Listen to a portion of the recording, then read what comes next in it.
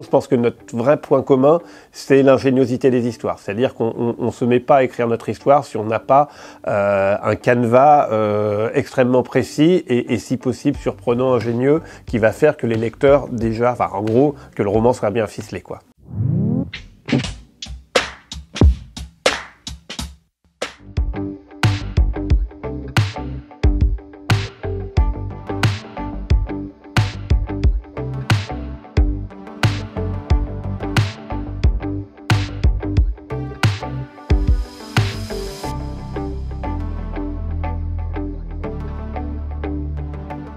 Moi, c'est parce que ado, ça faisait partie de mon univers, le fait qu'on me raconte des histoires. Alors, on me les racontait par les films et par la littérature. C'était surtout le genre de la peur, le genre de l'horreur, du thriller. Donc, je faisais beaucoup de cauchemars. Je ne pouvais pas m'empêcher de continuer à me faire peur. Et, je crois que c'est vraiment ce qui m'a mené à l'écriture. Alors, au début, je pense que c'était un besoin de ressortir ça, c'est-à-dire d'évacuer. Et l'écriture a été vraiment une sorte de thérapie.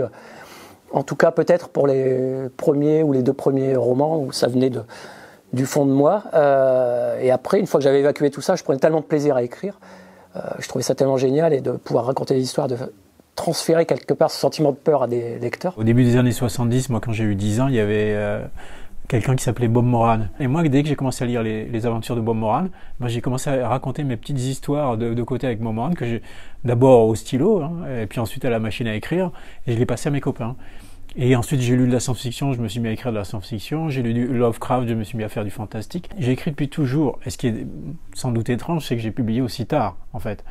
Parce que pendant très longtemps, je considérais que mes textes n'avaient pas la dignité suffisante pour écrire, ou bien qu'il y avait trop de choses qui étaient publiées. C'est un peu le même parcours que Bernard. J'ai toujours écrit, dès que j'ai lu, en fait, et les Bob Moran, d'ailleurs, je m'en suis tapé un paquet, et pas que. Voilà, j'ai toujours eu envie d'écrire la suite des histoires. Enfin, il y avait une espèce de mécanisme comme ça qui consistait à lire même un Picsou et à inventer l'histoire d'après. Parce que quand on écrit, on a une espèce de côté solitaire, c'est-à-dire qu'on aime bien lire, être dans son imaginaire, et comme ça isole un peu des copains, cette capacité à inventer des histoires permet de redevenir celui qui va raconter des histoires aux copains, les faire lire, les raconter, et donc de retrouver une sociabilité.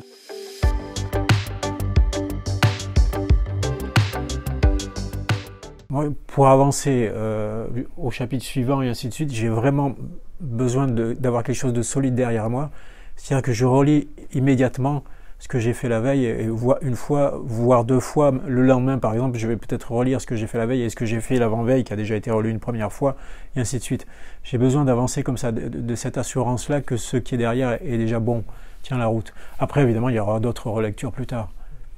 Non, moi je fais comme Fred Vargas, t'es vraiment un premier jet où tout est de la merde, mais qui a le rythme, qui a tout, etc. Et après, je relis. Mais il y a toujours cette phase d'écriture. Moi, ça m'angoisserait, tu vois, d'avoir un premier jet qui soit pas suffisamment, qui tienne suffisamment la route. Non, je suis comme toi, pareil. Ouais. Mais moi, c'est même le bouquin que je relis. Tous les lundis, je relis tout ce que j'ai écrit depuis le début, en fait. Mais le lundi, alors ce qui fait qu'à la fin, quand j'écris 450 pages... C'est des gros lundis, alors. Oui, le lundi est consacré à la relecture, mais... à minuit, quoi. Mais c'est là où les engrenages, s'il a un pull bleu, page 10, et qu'il a un pull rouge à la page 300, je le détecte et je corrige. Moi, je fais plusieurs relectures complètes après, à la fin, mais je relis 2-3 chapitres, mais je vais pas au-delà. Parce que après, quand je pose le mot fin du dernier chapitre que j'ai écrit, je peux fermer, j'ai plus besoin de relire. C'est rigolo, parce que là, bref, on est vraiment là très différents dans notre façon de construire, parce que moi, c'est vrai que j'ai besoin d'écrire, si possible, presque à la vitesse de la pensée. C'est-à-dire que tout ce qui est description, tout ce qui demande la moindre recherche sur Internet, le moindre truc, je l'évacue.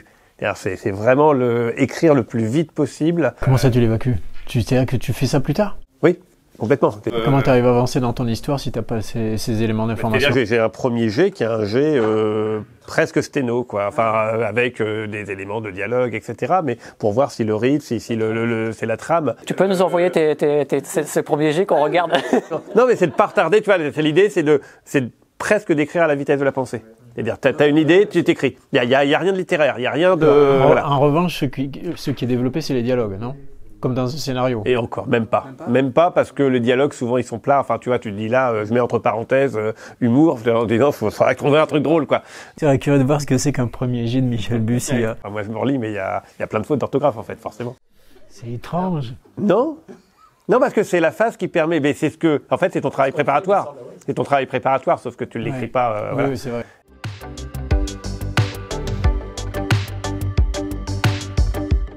On écrit 7 jours sur 7, on travaille samedi, dimanche et fête. Hein. On n'arrête jamais. Ouais, bon, moi, je travaille quand même pas tout le temps le week-end et je prends des vacances quand même. Mais toi, t'étais prof d'université, voilà, t'as pris un mauvais pli, c'est pour ça. J'ai pris un mauvais pli, mais...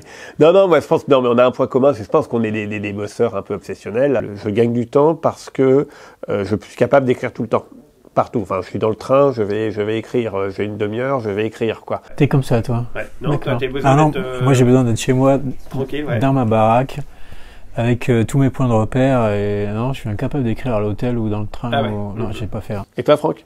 C'est un peu des deux. Moi, la création pure, en fait, c'est vraiment chez moi. Et puis après, quand je suis en déplacement comme ça, c'est plus de relire ce que j'ai fait, de faire des modifications. Alors l'image de l'auteur de romans policiers en robe de chambre au bord de la piscine en train de siroter un cocktail pendant qu'il écrit oublié, vous l'aurez constaté, il n'y a rien de moins sexy qu'une vie d'écrivain.